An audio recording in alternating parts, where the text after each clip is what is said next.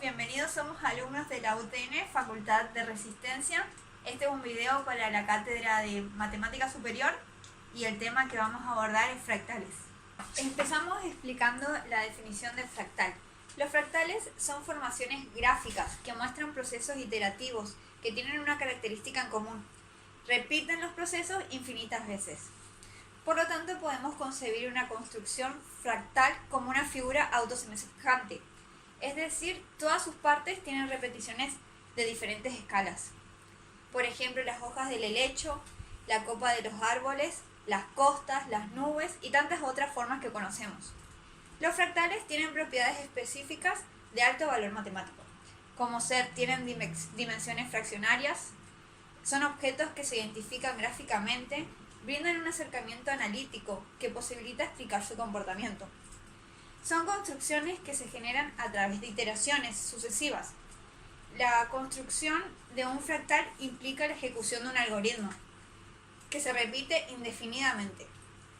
Comprender los cambios de una figura, su transformación y las causas de dichos cambios se los puede lograr a través de la visualización. Según el doctor Santolo, existen dos tipos de fractales: los clásicos y los modernos. Los clásicos, que son más simples, son conjuntos que se obtienen mediante un proceso geométrico euclídeo, por ejemplo el copo de nieve de von Koch y el triángulo de Sierpinski.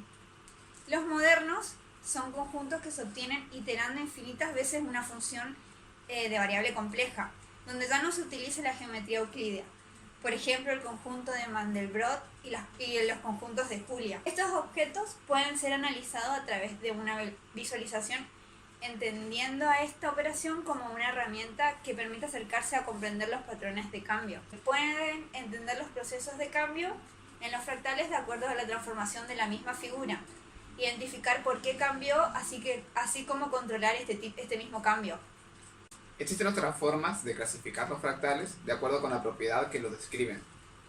Tenemos los lineales, que son aquellos que se construyen a partir de afinidades. Por ejemplo, la hoja del helecho de Balsley.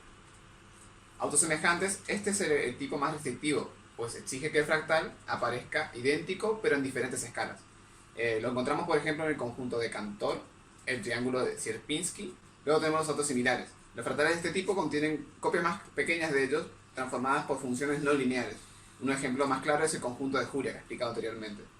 Luego tenemos los cuasi autosimilares, que se exige que el fractal parezca medianamente parecido pero a diferentes escalas. Los fractales de este tipo contienen copias menores y distorsionadas de sí mismos. Un ejemplo de ello es el conjunto de Mandelbrot.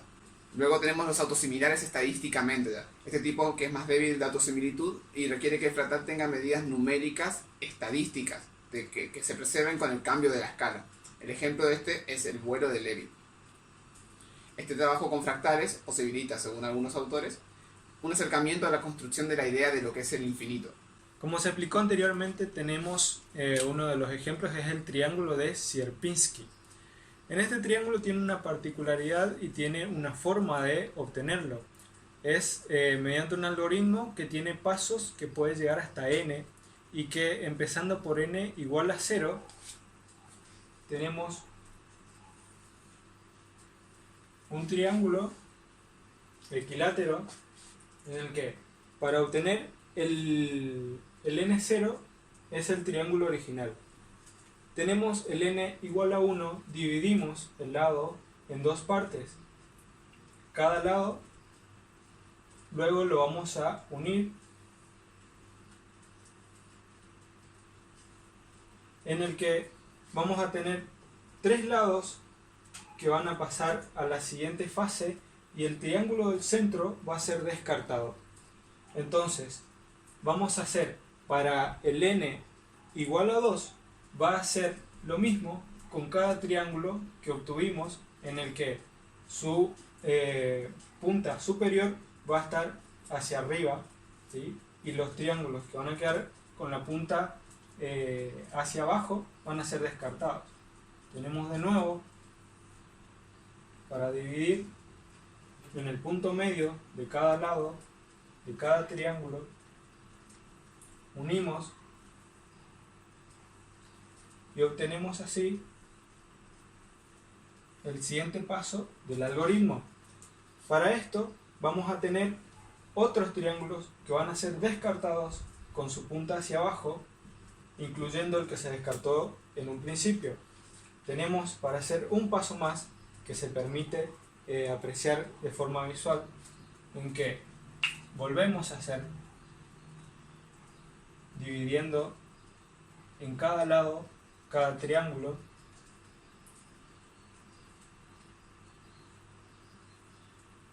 y así vamos a obtener, a medida que n tiende a infinito, los triángulos se van a poder dividir en n partes y cada una va a tener una parte que se descarta. Como vemos, podemos seguir avanzando hasta obtener lo que se nombró anteriormente como el concepto de infinito. Ese sería el triángulo de Sierpinski. Como vimos en el ejemplo anterior, se puede asociar a lo que es el tipo de fractales clásicos en una de las clasificaciones explicadas. Para el ejemplo de los fractales modernos, como se dijo en la otra clasificación, tenemos el fractal de Pascal. Este fractal tiene también un algoritmo de obtención y se parte desde la punta superior con el 1. Teniendo entonces para la fila 0, entonces vamos a tener la fila 2 también con 1 y 1 como lo que va a ir formando los laterales del triángulo. Siempre vamos a tener en cada lateral va a ser 1. Partiendo de acá, la tercera fila, que es de n2, vamos a tener también el 1 y de esta forma vamos a poner en la fila del medio, va a ser la suma de sus dos superiores en forma de triángulo. En este caso es 1 más 1, 2 y 1 como lateral. En la fila de abajo vamos a tener de nuevo el lateral 1 y este va a ser en la suma de los dos superiores, va a ser 1 y 2. Tenemos 3. De este lado tenemos la suma de 2 y 1, 3 y el lateral 1. Vamos a hacer la siguiente fila, también lateral 1, va a tener la suma de 1 y 3, va a ser 4, la suma de los dos superiores va a ser 6, la suma de los dos superiores 4, el lateral 1. Así podemos obtener hasta n, el número que uno quiera. Se puede ir desarrollando este algoritmo para obtener el fractal de Pascal. Bueno, te voy a explicar ahora la forma de calcular la dimensión de un fractal. Vamos a utilizar la forma más sencilla de calcularlo, que es la forma de dimensión de la Motesia. Básicamente se sigue la siguiente fórmula. La dimensión de la Motesia va a ser igual al logaritmo en base 10 de n de L sobre el logaritmo de L. N es el número de objetos autosimilares que se pueden obtener del objeto inicial y L va a ser el número de divisiones de ese objeto. Esto va a depender mucho más que nada de la dimensión del objeto que estamos tratando. Por ejemplo, un objeto de dimensión igual a 1, en dimensión euclidiana, sería una línea recta. Un objeto de dimensión 2 es igual a un cuadrado, y un objeto de dimensión 3 sería un cubo. Cada uno, para poder dividirlo en objetos autosimilares, va a tener un valor de n distinto, ya que en este caso, para una línea recta, simplemente con n igual a 1, digo a 2, obtenés dos objetos autosimilares. Ahora en el caso del cuadrado, n va a tener que ser igual a 4, para poder dividirlo en 4 objetos autosimilares. Y en el caso de la dimensión 3, n va a tener que ser igual a 8, para poder dividirlo en 8 objetos autosimilares.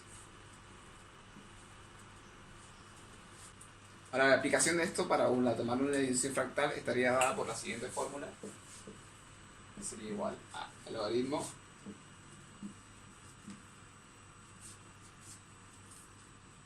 en base n de un número epsilon sobre el logaritmo de 1 sobre epsilon, donde n sobre epsilon es el número máximo de estructuras autosimilares que contiene el objeto, en este caso el fractal.